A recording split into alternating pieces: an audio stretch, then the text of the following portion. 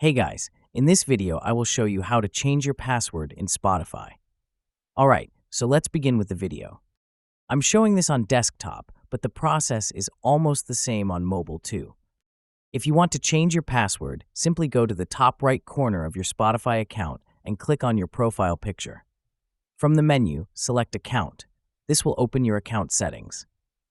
Here, scroll down until you reach the Security and Privacy section. Here, you'll find the option Change Password. Click on it, and you'll be taken to the password change page. On this page, enter your current password first, then type in your new password, and finally repeat the new password to confirm it.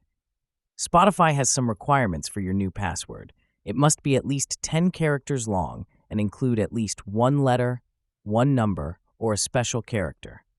For better security, I recommend making your password as long and complex as possible. Avoid using simple words like pet names, family names, or common phrases. And that's it. So that is how you can change your password in Spotify. So that's all for this video. Thanks.